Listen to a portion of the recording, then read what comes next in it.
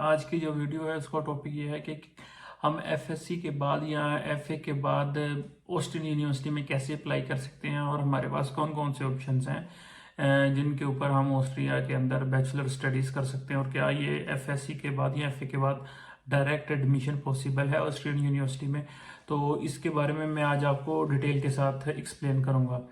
ठीक है, तो सबसे पहले हम शुरू करते हैं। पहला क्वेश्चन जो होता है कि क्या हम एफए या एफएससी के बाद ऑस्ट्रिया में डायरेक्ट यूनिवर्सिटी के अंदर अप्लाई कर सकते हैं और एडमिशन ले सकते हैं? तो इसका आंसर है यस, कि हम ऑस्ट्रिया के अंदर डायरेक्ट बैचलर में पाकिस्तान से या इंडिया से 12th ईयर की एजुकेशन के बाद डायरेक्टली इनरोल कर सकते हैं यूनिवर्सिटी लेवल के अंदर। ठीक है, एज इक्वल एज कि आप अपने कंट्री के अंदर पाकिस्तान, इंडिया, बांग्लादेश के अंदर बैचलर के लिए एलिजिबल हैं, तो सेम एलिजिबिलिटी आपकी वैलिड है ऑस्ट्रिया के लिए भी। आपको कोई भी एक्स्ट्रा 1 ईयर जो है कोर्स फॉर प्रिपरेशन वो नहीं करना पड़ेगा या प्री यूनिवर्सिटी 1 ईयर नहीं स्पेंड करना पड़ेगा।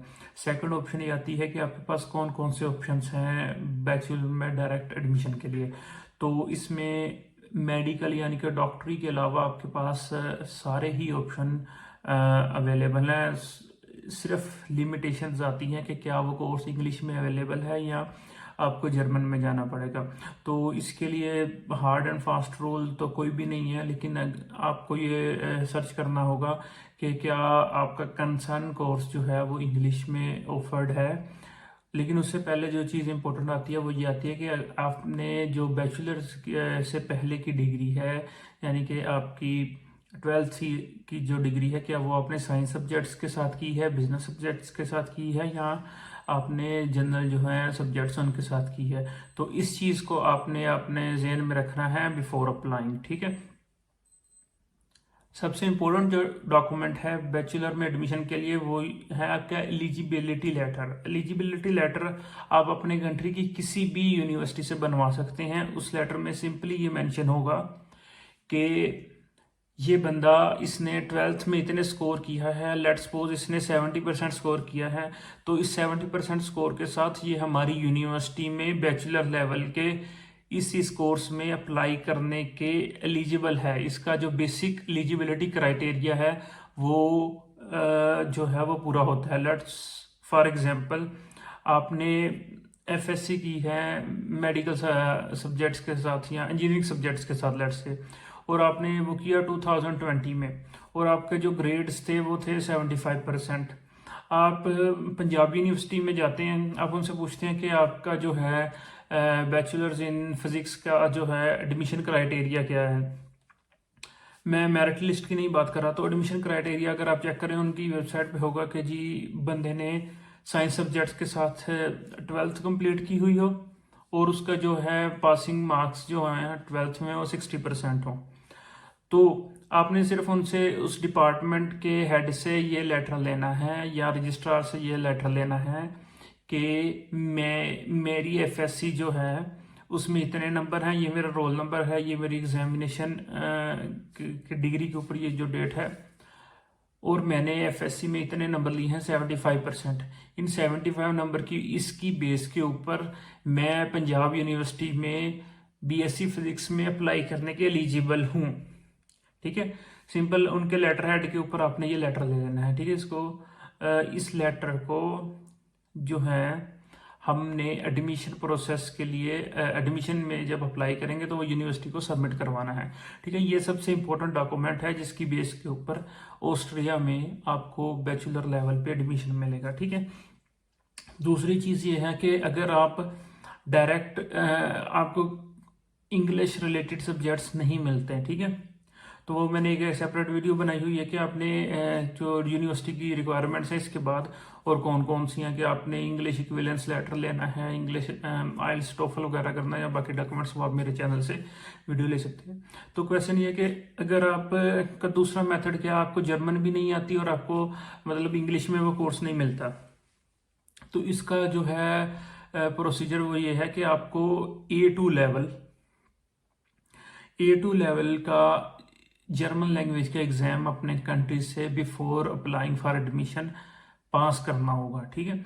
और आपको गोएते का जो सर्टिफिकेट चाहिए होगा A2 लेवल का, कि आपने A2 लेवल की जर्मन की शायद तकरीबन इसको 3 से 4 मंथ लगते हैं A2 कंप्लीट करने में, पास करने में।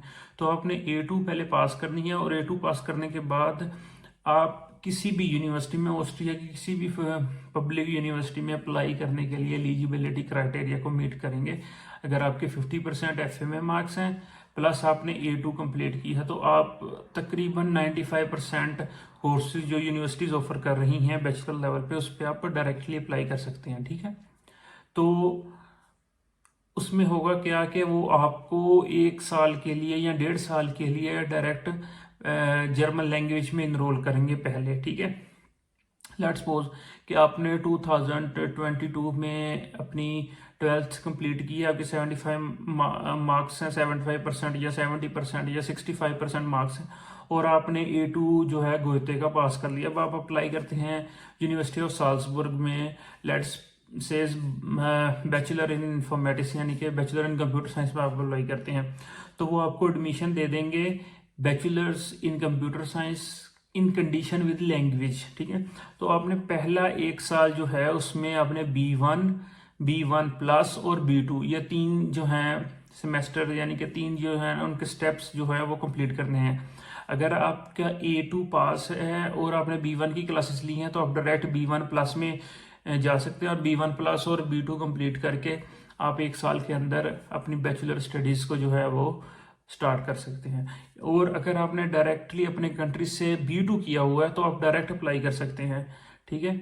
तो इस वीडियो के एंड पे जो कंक्लूजन है वो ये है कि सबसे पहले अगर तो आपने बैचलर्स की के लिए अप्लाई करना है, तो आपके जो मिनिमम क्राइटेरिया है वो है 50%, कि आपका 50% FSC या FA या 12th में नंबर होने चाहिए। सेकंड, जो जिस डोमेन में आप एडमिशन लेना चाहते हैं आपकी प्रीवियस 12th एजुकेशन उस डोमेन में होनी चाहिए। थर्ड, कि आपने किसी यूनिवर्सिटी में, अपने कंट्री की किसी भी यूनिवर्सिटी में जाके लेटर लेना है कि मैं इस नंबर्स के साथ इस फील्ड में अप्लाई कर सकता हूँ, ठीक है। एडमिशन लेना वो नहीं होगा उसमें मेंशन, सिर्फ अप्लाई कर सकता हूँ, ठीक है। फोर्थ, अगर आप जर्मन टॉट प्रोग्राम में जाना चाहते हैं तो उसका क्राइटेरिया है B2 जर्मन लेवल B2, ठीक है।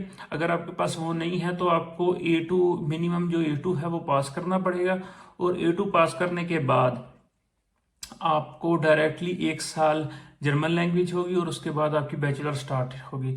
तो ये जो हैं आपके पास ऑप्शंस हैं। अब डायरेक्ट इंग्लिश स्टार्ट प्रोग्राम में भी जा सकते हैं, उसके लिए आपको ये सारा जर्मन का 1 साल एक्स्ट्रा स्पेंड नहीं करना पड़ेगा, लेकिन आप डायरेक्टली एलिजिबल हैं एडमिशन के लिए। होप कि मैंने इस वीडियो में थोड़े से टाइम में सारा कुछ कंक्लूड करने की कोशिश की। अगर आपके फिर भी क्वेश्चन हैं तो आप प्लीज़ कमेंट्स में अपने क्वेश्चन को पोस्ट करें, मैं आपको इंशाल्लाह आंसर दे दूंगा, और हम इसके बारे में मज़ीद भी वीडियो अपलोड करेंगे कि आप कैसे डायरेक्टली 12th के बाद एडमिशन के लिए अप्लाई कर सकते हैं ऑस्ट्रिया में, ठीक है।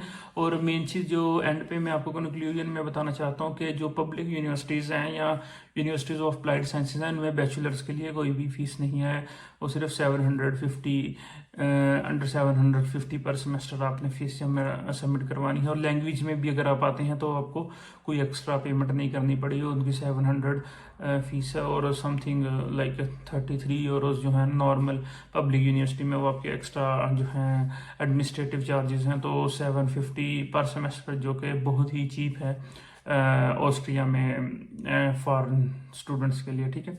तो आप कोशिश करें कि आप पब्लिक या यूनिवर्सिटी ऑफ अप्लाइड साइंस में बैचलर्स के लिए अप्लाई करें, तो इनका जो एक्सेप्टेंस रेट है वो काफ़ी अच्छा है, ठीक है। तो उम्मीद है कि आपको अपनी कंसर्न फील्ड के अंदर एडमिशन मिल जाएगा। Thank you. तो मिलते हैं अगली वीडियो में।